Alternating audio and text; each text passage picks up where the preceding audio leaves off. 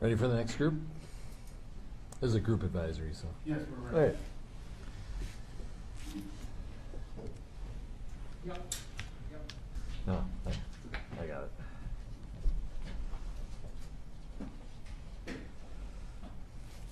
'83 is so quick that I got to know it.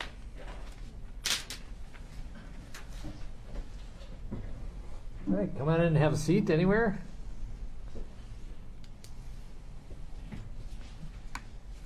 You can spread out if you wish and have a seat. Thank you. Please be seated.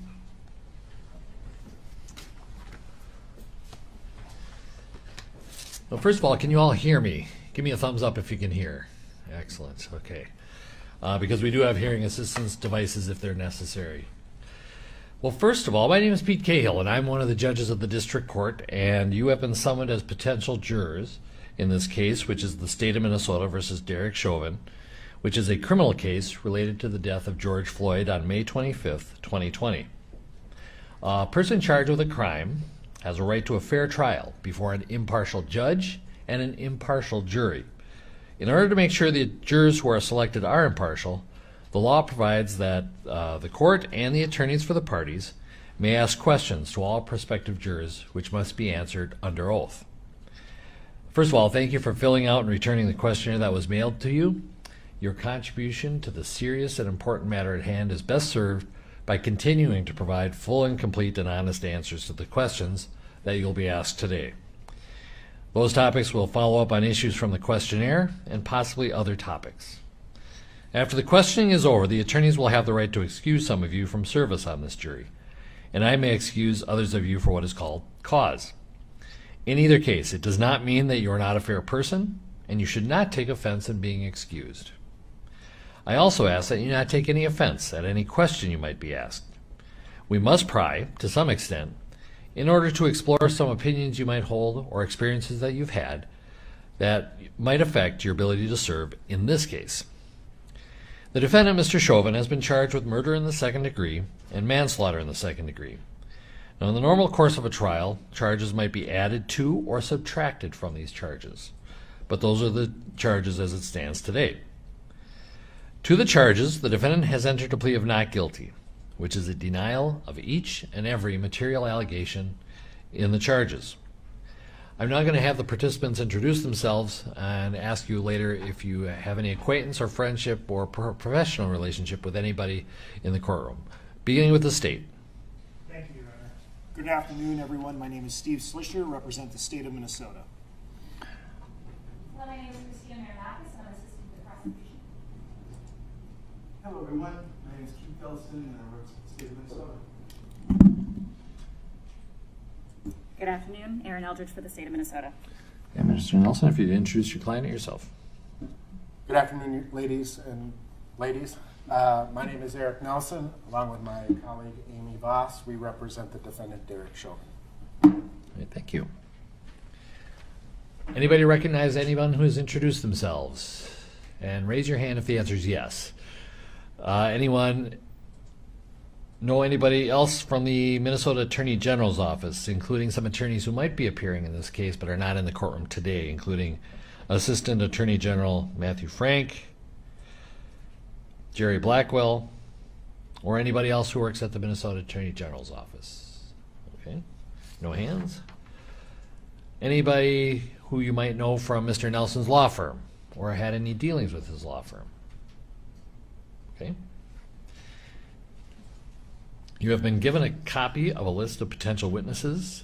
I would ask you to review it before you're questioned individually, because we're going to ask you if you know anyone on that list. And it's kind of a final cleanup question. Anybody have a relationship, personal acquaintance, or professional relationship with anybody in the courtroom here? No hands. All right. Now, one of the things the attorneys may not do in jury selection is to instruct you on the law, but I do want you to be aware of some of the basic concepts that apply in all criminal cases, so that you may keep them in mind as you answer the court's and the attorney's questions. So I will instruct you as follows. First, the charges against the defendant are not evidence, and they create no inference of guilt. No member of the jury should in any way permit himself or herself to to be prejudiced against the defendant because a charge has been made against him or because he has been placed on trial. The defendant is presumed innocent of the charges made against him. And in order for you to find the defendant guilty, the state must prove guilt beyond a reasonable doubt. The defendant does not have to prove his innocence. The presumption of innocence remains with the defendant throughout the trial unless and until he has been proven guilty beyond a reasonable doubt according to the law and the evidence admitted at trial. Proof beyond a reasonable doubt is such proof as ordinarily prudent men and women would act upon in their most important affairs. A reasonable doubt is a doubt based upon reason and common sense. It does not mean a fanciful or capricious doubt, nor does it mean beyond all possibility of doubt. If you serve on this jury, you and your fellow jurors will be the sole judges of whether a witness is to be believed and of the weight to be given a witness's testimony. Now, there are no hard and fast rules to guide you in this respect, but in determining believability and weight of testimony, jurors may take into consideration the witness's interest or lack of interest in the outcome of the case, their relationship to the parties, their ability and opportunity to know, remember, and relate the facts, their manner, age and experience, frankness and sincerity, or the lack thereof, the reasonableness or the unreasonableness of their testimony in light of all the other evidence in the case, and any other factors that bear on believability and weight. If on this jury, you should rely on the last analysis upon your own experience, good judgment, and common sense. Now, there are certain things you should not do during jury selection. You are not investigators. So you're not to go out to do any looking. You're not to ask people about this matter. You are not to use the internet to look for information about this case or about the law. And in fact, you media coverage of this case, even if it's on a social media platform. Above all, you must not talk to anyone who is involved, either the lawyers, parties, or witnesses, or spectators. Do not be offended if any of those persons do not talk to you. They know it would be improper to contact you except through the normal jury selection process. Generally, they will confine themselves to a brief greeting. Now, during the selection process, your family and friends will be curious as to what you are doing. You may tell them you are on a panel of potential jurors in a criminal case, and that is all you should tell them. Since that is all you should tell family and friends, that is all you should tell the general public. So, during these proceedings, please refrain from using Facebook, Twitter, or other social media to announce that you are a potential juror or to comment on this trial. You may access those social media tools with caution, but please do not publish any information about the case or your thoughts about the case. You do not have to stay away from people who refuse to speak to them, but do not talk about the case and do not talk at all to anyone involved. Now, because of the nature of the charges, this case is receiving media coverage. Do not read about this case in the newspapers or online or in social media, and do not listen to news about it on radio or television. In fact, if you can avoid the news completely, that would be the easiest way. This trial, including jury selection, is being televised, but no video of you or any juror will be taken at any time, now or during trial if you are selected. Also, your name will not be used in the courtroom. To protect your privacy, you'll only be referred to by your random number. The audio of anything you say will be broadcast, unless we need to discuss something that is deeply personal, extremely sensitive, or embarrassing, or would tend to identify you specifically. In that case, I will order that the audio not be broadcast. You will still have to answer questions on the record, but the audio being available only to the people who are in this courtroom, no one else. Now, with the exception of juror number 85, we generally are going to have you wait in the courtroom, but I'm going to actually release you back to the courtroom to gather your things, and you can leave for the day except for juror number 85. Because given the hour, it's almost certain we're not going to get to anyone other than one juror, given the amount of time it generally takes. And so I'm going to ask your patience, and the rest of you come back at 9 a.m. tomorrow. Same process as how you got through here today, and we'll start with jury selection for the remaining 3 at 9 o'clock tomorrow. Feel free to use any of the hand sanitizer and wipes that are around, and we'll see 3 of you tomorrow. Number 85, if you could remain. Thank you.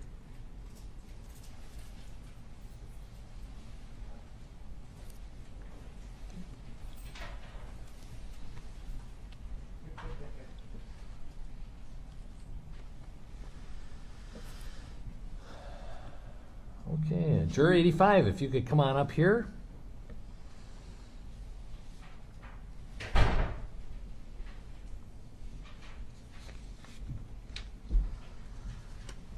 And good afternoon. Have a seat. A few things before I turn you over to the attorneys for some questioning. First is I'm going to swear you in so that all your answers are under oath. If you could raise your right hand. Do you swear or affirm, under penalty of perjury, that you will truthfully answer all questions about your qualifications to serve as a juror? Yes, I do. All right, thank you. First of all, there's plexiglass in front of you, plexiglass between us, and the lawyers also have plexiglass in front of them. My point being, if you would feel more comfortable or feel it would be necessary to speak clearly to take your mask off, you may do so. Even though I've had one vaccine shot so far, I keep this on no matter what, just to be ultra safe. But whether or not you have it on is totally up to you. Sure. And even if at some point you take it off and you want to put it back on, feel free.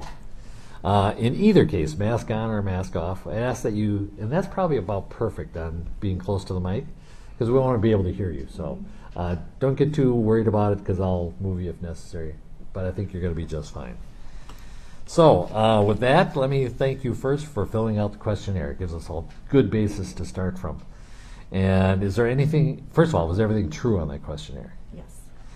Is there anything on the questionnaire that you wanted to add to or change that you can think of right off the top of your head? I think I called out a couple work concerns. That was based on the previous timing Okay. of it being earlier in March. I don't have those concerns Okay. any longer. So no distractions from work related. Correct. Any other problems with being here for 4 weeks? No. Other than the fact that it's 4 weeks of jury duty. Right. Okay. Well, important case, obviously, and it will take some time. But we want to make sure Yes. that you aren't going to be distracted by personal things or financial hardship, anything like that. Correct. You could make it work the 4 Yes. weeks? All right, excellent. Now, getting back to the questionnaire, the attorneys will be asking you more specific questions, and you might realize at some point, it's been a few months, that maybe there are things you should add, or maybe something's even inaccurate. Maybe even some of your opinions have evolved. My point being, make sure you feel comfortable saying something different than what's on the questionnaire. If it's accurate, that's what we want to know more than anything else, okay? Yes. You weren't supposed to read any newspaper articles or see any media about this case, but we realize with the passage of a few months since the questionnaire that inadvertently you might have been exposed to some information. See a headline, see a news blurb on the TV, something like that. What, if anything, have you been exposed to in the time between the questionnaire and today? I did see a couple headlines really about jury selection beginning. Okay. And then I did hear I guess you could call the headline on the recent settlement Okay. that was reached. I don't know the result of the settlement. All I heard was record-breaking settlement, but I don't know any of the details. Didn't hear any numbers or? I didn't. I don't know what the number is. Okay, let's kind of compare those two. I assume that just being told that jury selection has begun and that really doesn't affect your decision as a juror? No. Doesn't affect your partiality? No. When you're finished with the questionnaire, at some point you were just asked, could you be fair and impartial? And you said yes. Do you think that the news about the settlement would move you off that position? No. Okay, tell me about that, why you think it does or does not affect your ability to be a fair juror in this case. I don't know the details of it, Okay. of what the settlement was really even about. Okay. And I believe civil suits are often settled. I don't think that declares guilt one way or another. I think people settle for many reasons. All right, and you understand that civil suits have different laws, different Yeah. legal issues to resolve, different from a criminal case. Would you accept that? Yes. All right, do you think it's going to bear at all in your mind? For example, if a juror were to say in a deliberation room for some reason, well, what about this settlement? What do you think you'd say to a juror who brought that up? if it was not part of the evidence? If it wasn't part of the evidence, then it's not something that I would consider. Okay. And that's the bottom line. You've been exposed to information about this case. You know, some might be accurate, some not. But the bottom line is you have to put aside anything you've heard outside this courtroom and even any opinions you may have formed. You know, it's all right to have those opinions. That's not what we're saying. We're saying as a jury you have to focus on what is said and heard in court, to look at all the evidence from what happened in court, and to put everything else aside, including opinions. Can you do that? Yes. All right. Did you recognize any witnesses on the witness list? I did not. Okay. We saved the easiest one for last. So, what I'm going to do is turn it over to the attorneys. But before that, do you have any questions for me? No. Okay. Mr. Nelson, you may inquire as to Juror 85.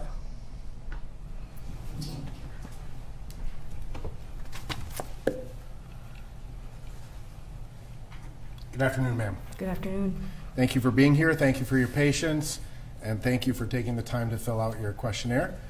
I just have a few general questions to kind of go through first, and then I'm going to come back and ask you some questions about some of your responses to the questionnaire. Would that be okay? Yep. All right. I just want to, before I do that, I just want to follow up with your work concerns. You indicated that, I know that in your jury questionnaire you had two kind of principal concerns about serving. One had to do with your employment, and the other had to do with your small child.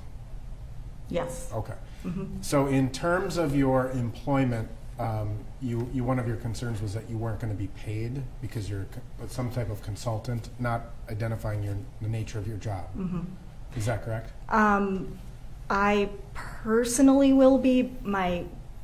My company wouldn't be because I'm I serve clients. Sure. So my hourly bill rate is not going to the company, but I have had conversations around that, and it's not a concern of the partners. So. Okay, so the company is willing to kind of let you go for a while. Yes. Okay, but you'll still be paid, so you'll be able to pay your bills Yes. and things. But you do have a small child as well. Yep. And you'll be able to kind of make childcare arrangements. Family, friends will help if need be. Yes. And it's possible, I guess the question is, we know for sure that during jury deliberations, the jurors would be what's called sequestered, meaning put in a hotel. We have no idea how long those deliberations will take. Are you okay with that? Yes. It is technically possible that at some point for the trial itself, jurors could be sequestered. It could be 4 weeks, it could be 2 weeks, it could be, we have no idea, right? It depends on what happens. How do you feel about that? It would be a challenge, more for my husband, but we'll make do what we have to do. Okay, fair enough. And that's what we just want to make sure is there's not an undue burden on you or your family, right? Okay, so let's assume that you and I were to meet in some other circumstance, social event, professional event, and we strike up a conversation. What are a few things I learn about you during that conversation?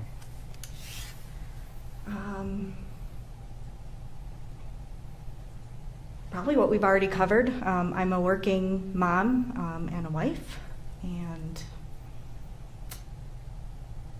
that's probably about all. Okay. Any special interests, hobbies, things of that nature? Or are you just busy with children? Busy, yes. Spending a lot of time at hockey rinks in the wintertime, but yeah, just busy with work and family. Okay, great. You obviously had heard about this case before you learned you were a potential juror in this case, right? Yes. And so my question is, when you got this packet and were asked to fill it out and it identified that you may be a potential juror in this case, particularly, what was your initial reaction? Pretty surprised. It was my first time being summoned, and kind of what are the odds of getting on a pretty high-profile case? So surprised, but. All right. Any concerns for your personal safety, safety of your family, COVID-19 concerns, any of that? I would say some concern, for when juror names are eventually released. I don't know the timing of that. That it would be something I'd have to consider. But generally, I don't have safety concerns coming down here today or immediate concerns. Okay. What did you think of the government center when you got down here today? I mean, with military and the fencing and all of that. It was a little unnerving after I found how to get in. It was a little surprising to see that amount of presence, but I understand why. Okay. So when you say a little concerning, I mean, what was concerning about it? I just meant unnerving, not concerning. Just, okay. Just kind of like takes your breath away wow, almost. right. Mm-hmm. Okay. When the judge told you this afternoon that we're going to do what we can to keep you confidential, or your identity confidential, how did that make you feel? Very much appreciated in those efforts. Okay. And do you, as you referenced, your name at some point in the future may be released. Mm-hmm. Are you okay with that? I am. Again, I'd love to know what kind of time frame that looks like, or how you even go about making a determination of that timing. But it is what it is, and it's how these work. So. Okay, fair enough. Now I know. Well, let me ask you: in your personal or professional life, have you ever been called upon to resolve a conflict between two people? Yes, probably not in a he said, she said type of fashion, but resolving conflict can be part of my job at right. times. Mm-hmm. Again, without identifying where you specifically work, but your job is in sort of the reorganization of corporations, right? Correct. All right. And does that mean people have to get fired or potentially laid off? It can, yes. Okay. And sometimes people don't like that, I'm assuming? Correct. All right. And so that can be a pretty heavy burden, right? I mean, yes. People's well-beings, right? Mm-hmm. So kind of, your role, if you were to be selected as a juror in this case, is to kind of deal with a pretty heavy burden and resolve some conflict. Do you understand that? Yes.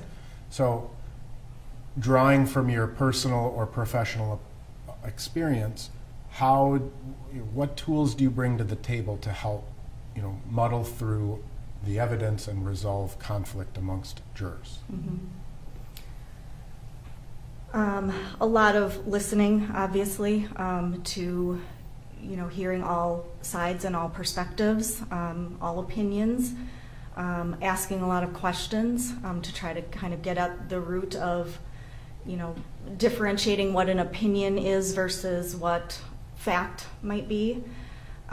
Ensuring that everybody is in line with what the outcome needs to be. It's probably step number one. And it's really about listening and just asking questions. Right. Okay. Now, let's assume that the conflict is between yourself and another juror, which is different than conflict between two other people. Agreed? How do you approach that? Oh, sure, yes. Because we're taking down it's a normal conversation, but a little more formal in here. Yes. Thank you. So how do you approach a situation if you're involved in the conflict versus an observer or mediator of a conflict? I guess, stating again, what my, the information I know, explaining why I feel a certain way, using information if it's available to back that up. So, trying to make things more data or evidence driven instead of emotional or opinion based. And then, obviously listening to the other party, again, asking questions, and, really just trying to come to a resolution. Ideally, that's the ideal situation is you agree or you agree to disagree. But understanding that, in certain situations, you don't always come to that mutual, agreement. Right. So you understand that one of the rules that would apply would be a unanimous jury verdict. Yes. One way or another. And I guess the question becomes, for you, would you abandon your belief or your principle simply to gain consensus with the group and reach a decision? Or are you the type that's going to kind of dig in your heels and stand your ground? That's a good question. I would probably stand my ground. Okay. Would it depend on what the issue is? Yes. Yeah. But yes, if I'm firmly believing in a situation, that's going to be my opinion. Okay. Thanks. In your personal or professional life, have you ever been called upon to determine whether someone is telling the truth about a situation?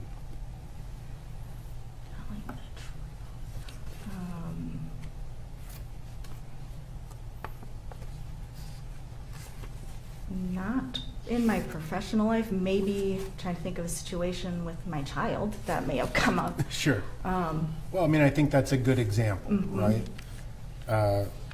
Someone calls and says your child was involved in this situation, and then you ask your child, did this happen? And your child has a completely different answer, right? How do you determine, is the person reporting the incident telling me the truth, or is my child telling me the truth? In that situation, I again like to ask a lot of questions, because I think you can uncover a lot, even by asking the same question in different ways. You can get at very different answers. Again, hearing both sides independently, and then putting the puzzle pieces together, really, based on what you hear. Okay. Can you think of a time that you were 100% convinced you were right about something and later learned you were wrong? Yes. All right. How do you respond to that? Are you kind of blow it off and go, well, lesson learned, or do you take that lesson and apply it to future action? Oh, absolutely. Take it and apply it. That's how we all learn and grow. Sure. Now, ultimately, at the end of the case, the judge will instruct you on what the law of this case is. Yes. And it may be that you think the judge is wrong, or you think the law should change. Can you apply the law as the judge gives it to you, even if you disagree or think it's wrong? Yes. I'm going to just follow up with a few questions on your questionnaire. Again, you had some knowledge about this incident prior to being summoned as a juror, and just like everybody else who's come in, there are varying degrees of what you know, what you heard, what you talked about, right? Yes. So it's perfectly okay, and you have formed opinions about this case. Again, perfectly okay, all right? So I'm not going to try to trick you. I'll read the question. I'll read what you wrote if I have a question about it. And if you want, I may ask you to explain a few things, okay? Yes. First, though, there's some questions on the questionnaire and some reference to a video that was taken. There were several videos that have been released publicly, and I want to make sure which video you are referring to, or so we're on the same page. Does that make sense? Yes. There was a video that was taken by a bystander. That video got uploaded to Facebook, I believe, and then from there it went viral, became a news story. That's one video. Then there were some body camera videos that were released from police officers, and then there were some security camera from local businesses that were released. Did you see one of those, all of them, or do you not remember? I do remember seeing them. I don't know the source. So I don't know if it was bystander or security cameras. I don't know what the source was. They were the clips on the news. So Okay. that's what I saw. And that was kind of my follow-up question, was the videos that you saw, did you see them like in the news, or did you go on to social media and look for like a longer, fuller length version, so to speak? No, just what was shown on the news. Okay.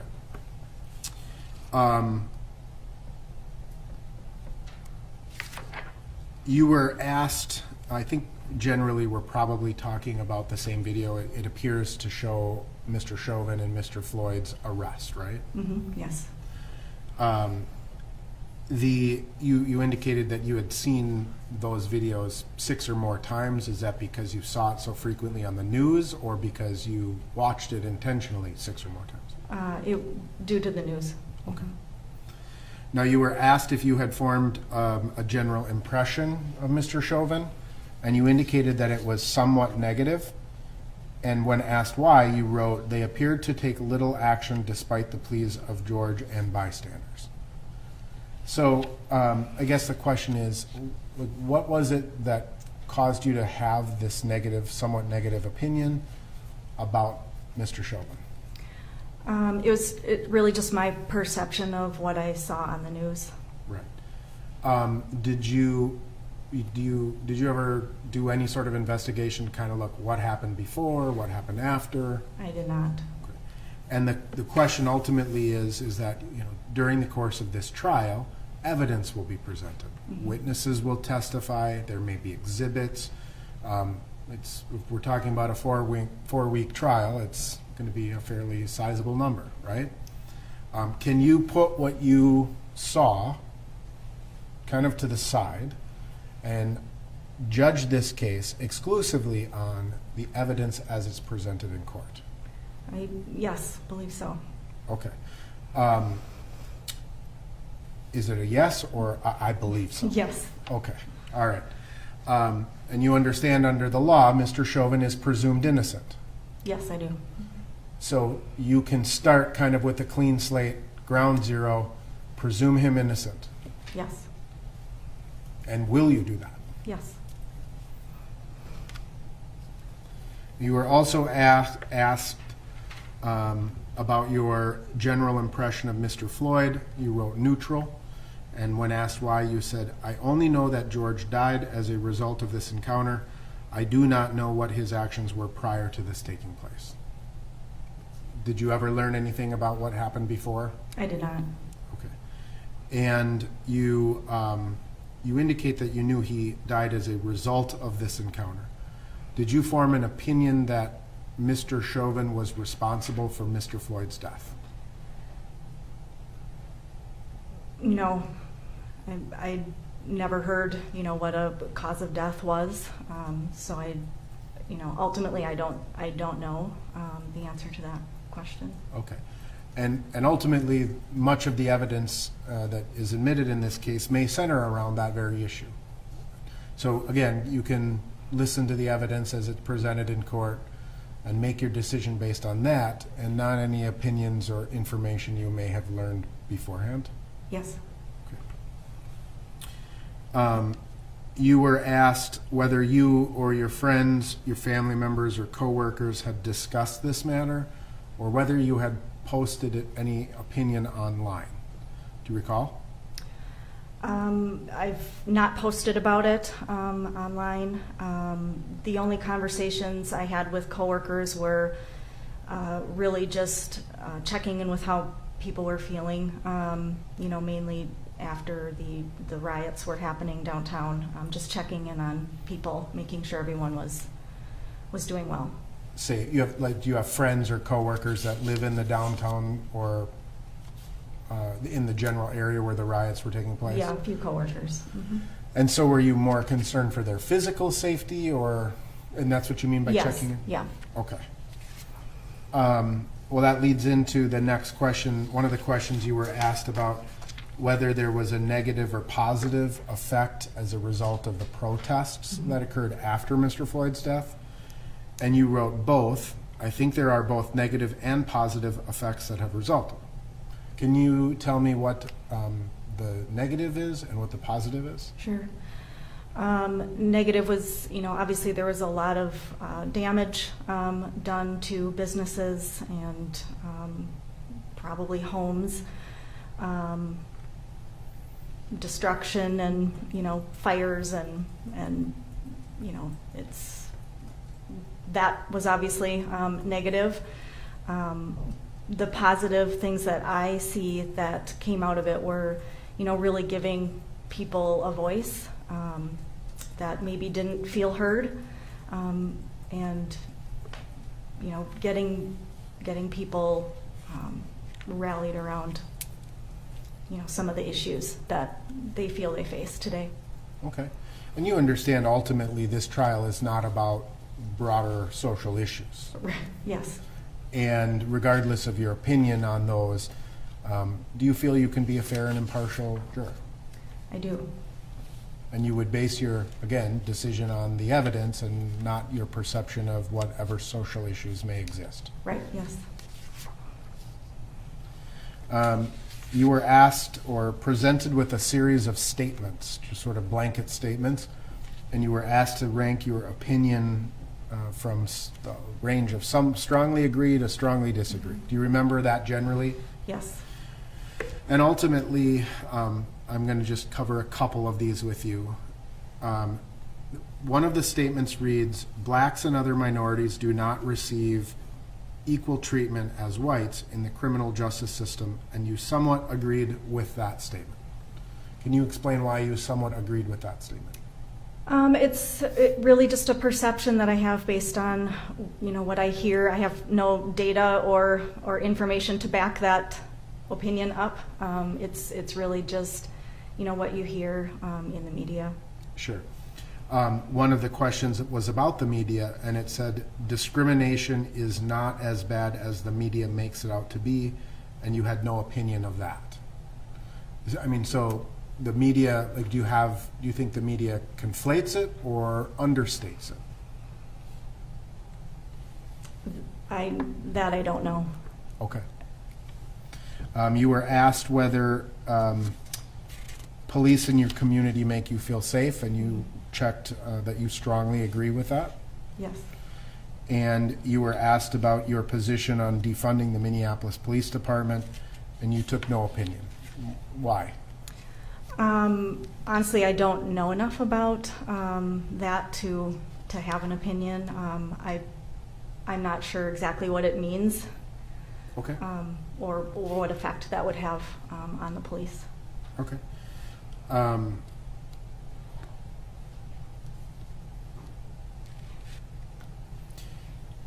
You were asked or provided with the statement, because law enforcement officers have such dangerous jobs, it is not right to second guess decisions they make while on duty, and you somewhat disagreed with that.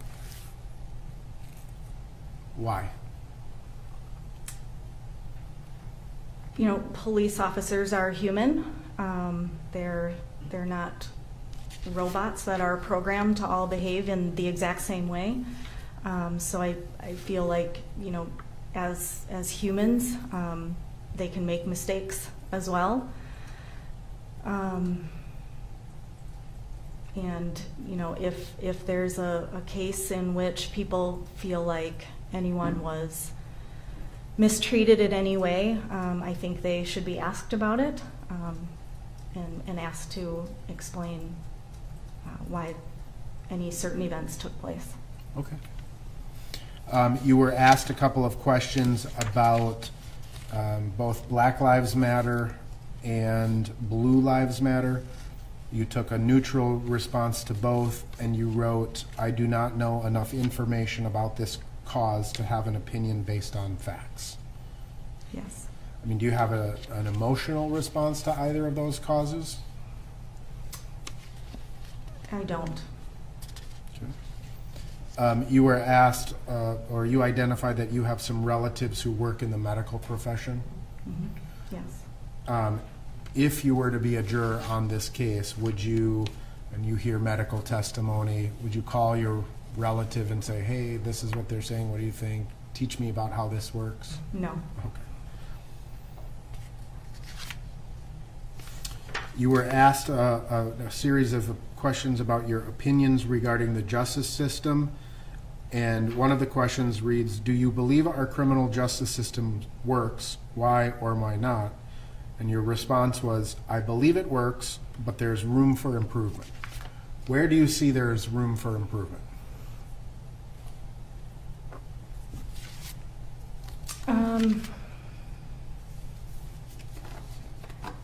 That's a tough one. I know it may not be your area of expertise, but Definitely not. You know, it's more of a general statement, and you know, I find the perfect process is really hard to come by. So I believe there's room for improvement in everything we do. Again, humans are involved in the justice system, so there's always room for improvement when humans are involved. fair enough. Lastly, you were asked if you wanted to serve as a juror in this case. Again, you checked the not sure box, and you wrote very high profile, potential to be targeted in a negative way, and the potential length of the trial would be difficult due to the job and family. I think we've alleviated the job and family issues. Yes. Would you be so concerned about your personal safety or your family safety as a result of your verdict that it would cause you to vote a particular way to avoid what you view as a potential targeting? No. All right. Well, I appreciate your time. If I may have a few minutes, Your Honor. Sure.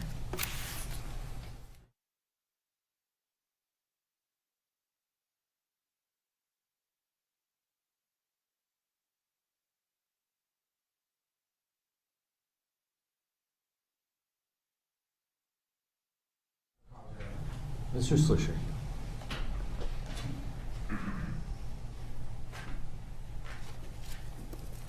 Thank you, Your Honor.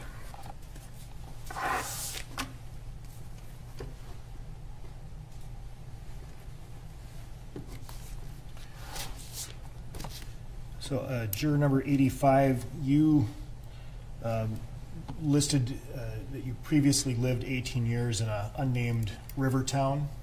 Is that your childhood home? Yes.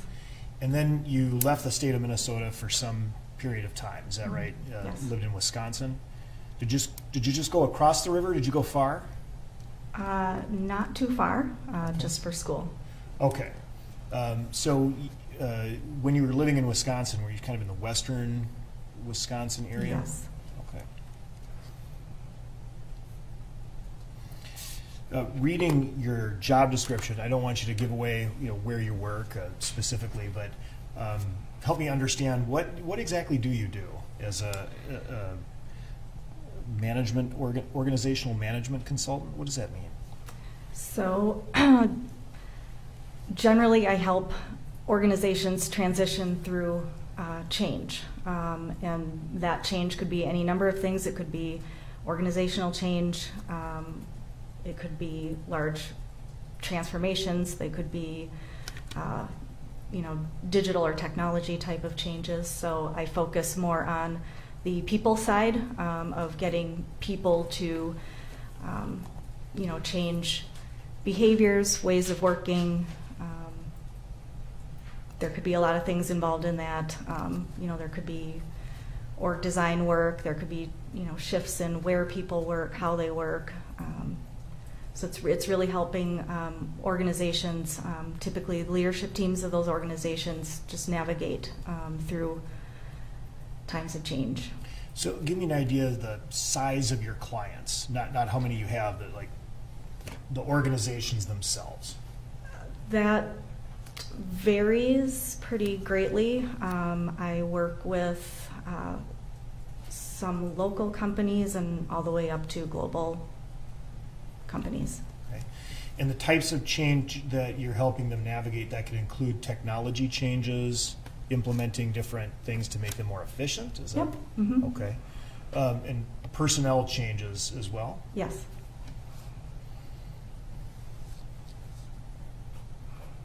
What about like corporate culture? If there have been issues with an organization that, say, has experienced some instances of sexual harassment or discrimination, do you help companies navigate through culture changes as well? Yes. Mhm. How do you do that, and how did you get a background doing that? That's a great question.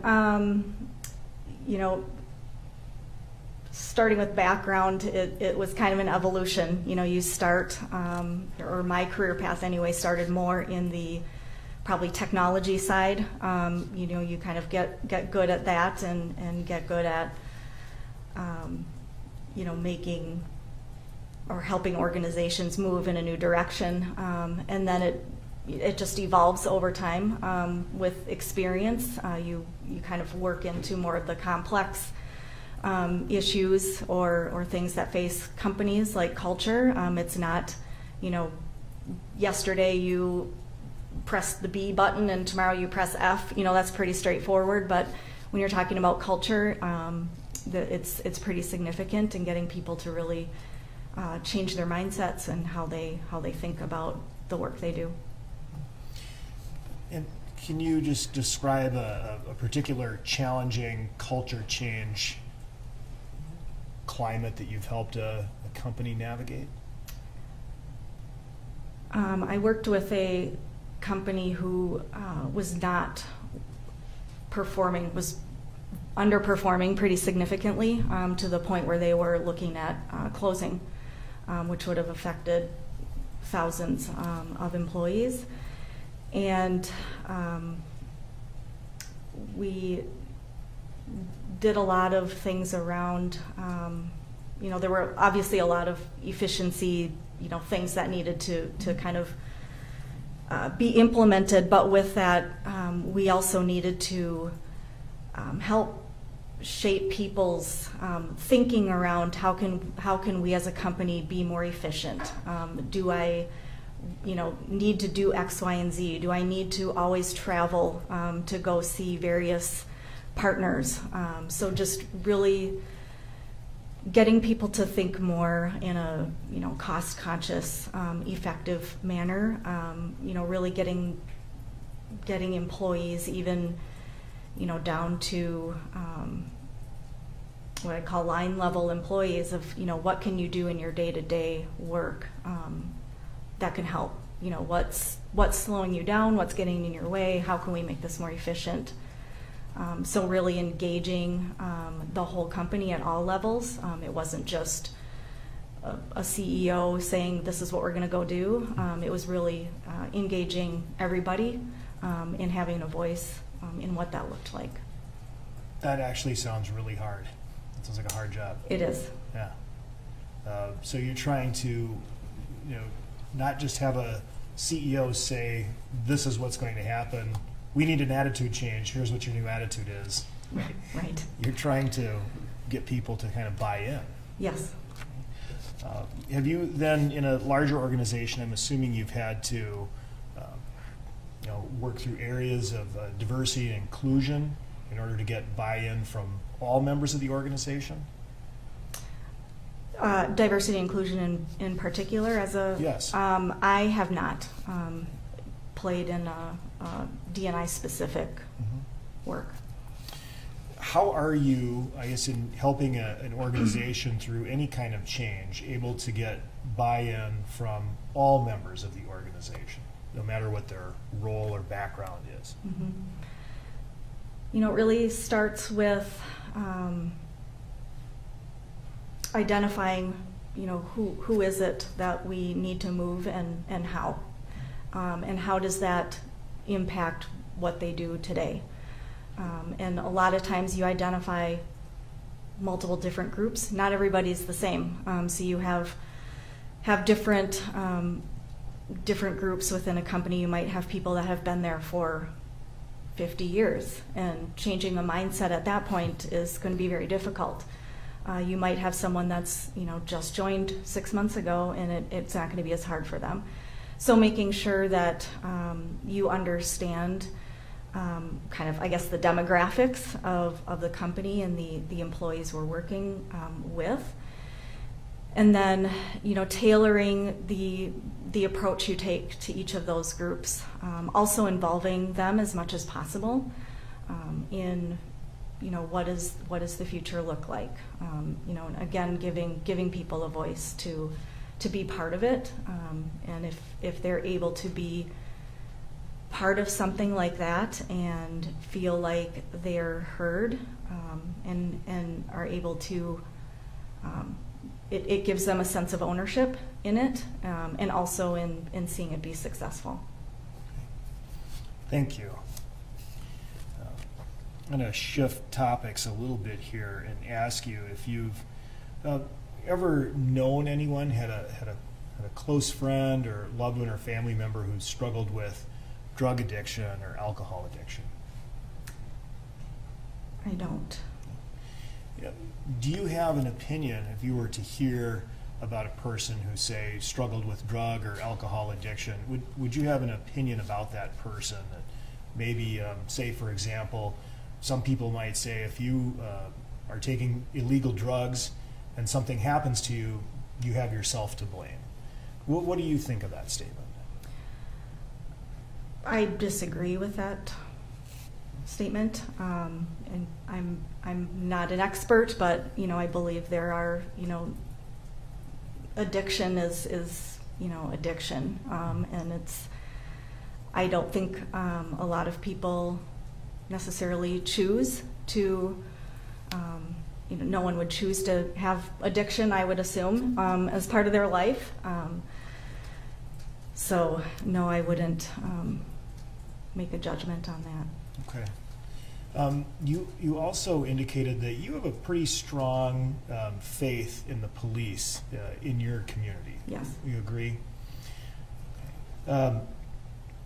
You acknowledge that there are, the media has indicated that instances of discrimination, and that maybe in some instances police do not treat people of color the same, or blacks or people of color the same as whites. Mm-hmm. You agree with that? Yes. And I'm just interested in what you would base it on. Have you had conversations with, say, friends or coworkers who've shared their own experiences with you? Again, it's mostly what I hear in the media. I don't have a personal experience with a situation like that. So it's mostly what I'm hearing in the news. You were accidentally locked out of a store without having something without paying for it, or had that experience? Have I ever? Yeah. Yes, but I think I probably set off the alarm system maybe, or gotten too close to the door. But otherwise, no. I have not. Inadvertent, shocking, right? Yes. And how would you expect to be treated by the police if you made it all the way to your car with something you hadn't paid for in your community? How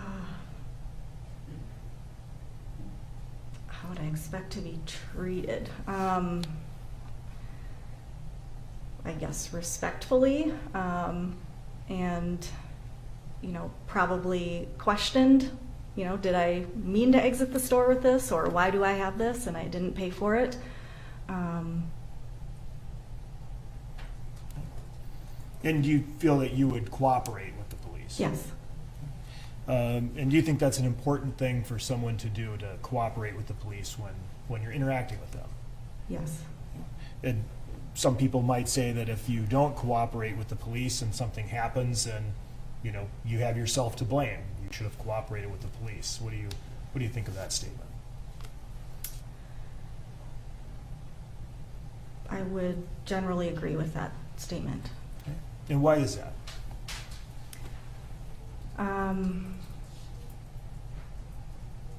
I guess, I've probably been taught or learned along the way that, you respect police and you do what they ask.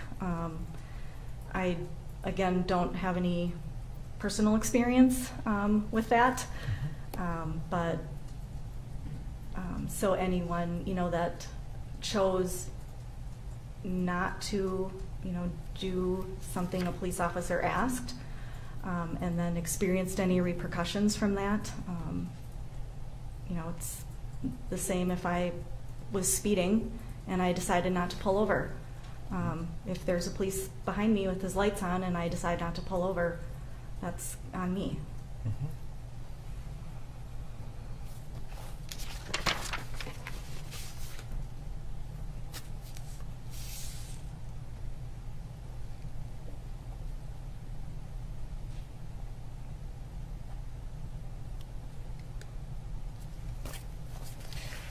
You indicated in the questionnaire that you might have find some difficulty in viewing graphic images. Yes. Okay. Can you tell us about that? Is there any particular reason for it, or is it just in general? No, just in general. It's not something I would seek out to watch. If you were called to serve as a juror in this matter, you would be viewing some images that you may find disturbing. Knowing that that's part of the jury service and part of the requirements here, would you be able to do that, or would you find just graphic images so disturbing that you wouldn't be able to focus on the evidence and really put those images in the proper context? Yes. That you would find that too difficult, or sorry. you would not? That was a terrible question. So. I'm not sure what the question was anymore. Yes, I would be able to, to watch what was being presented. Okay. All right. Thank you. If I may have a moment, Your Honor.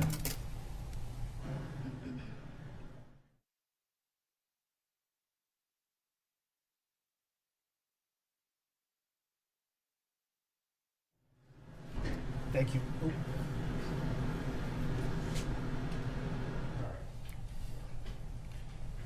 Mr. Solicitor. Thank you very much, Your Honor. We pass for cause. You will be on this jury. I think what I'm going to do is let you go for the day with instructions not to pay attention to any news, at least tonight. Try and avoid the news generally. We've been telling people don't read any articles or pay attention to anything about this case. But I think, given the exposure and the saturation, try and avoid the news generally as much as you can. The deputy will take some paperwork from you. We'll have you report March 29th at 9 a.m. If we contact you, make sure you answer the phone in case there's any change in schedule, but otherwise we'll see you on March 29th. Any questions? No. In fact, we will contact you before then because there might be instructions regarding parking or just generally if there's a time frame difference. Okay. But just to remind you if nothing else. Great. Okay, thank you. Thank you.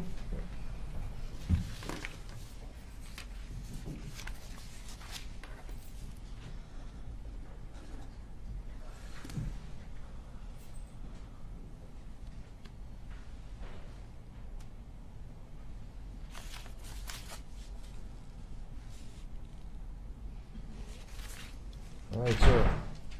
We're back at juror number 9. Is that correct? I think that's what I have. So we're back where we started this morning, but it's better than being behind. So that was the last juror for the day. It's 4:15, so we'll break until 8:30 tomorrow. I will entertain the argument that the state wishes to make regarding Dr. Vinson. The state requested briefing instead of argument on the May 6, 2019 defense Spiegel, so we'll hold that off till Friday. I anticipate just entering rulings. At that time, I still have under advisement the motions for change of venue and continuance. Those I think we will have an answer for you on Friday. In the meantime, I told the defense and the state that at a minimum to deal with some of this new pretrial publicity, this is not indicate a firm decision on the other motions, but I, at a minimum, will allow the defense to have 3 additional peremptory and the state to have 1 to deal with these additional recent pretrial publicity issues that have been created. So, anything else for the record before we recess? Mr. Slisher, anything? Yes, Your Honor, just for the record, and you did indicate that to defense counsel prior to the questioning of jurors this morning, and so they were aware of that, the extra preempts during the questioning today. And also, Mr. Schaefer has reminded me that we should put on the record that the parties have met and are in agreement on striking the following jurors for cause based on the questionnaire alone: 108, 112, 122, 124, and 125. And I'm reading that from Mr. Nelson's email. I haven't pulled it up yet, but I trust the court. And I read his email yesterday, and that was our accurate rendition of our discussion. All right, great. Is there anything else, Mr. Nelson, that you wish to make of the record? Not for the record, Your Honor. But Okay. I think we'll have a chambers conference on some administrative and other matters. So with that, we stand in recess until 8:30 tomorrow morning. Thank you.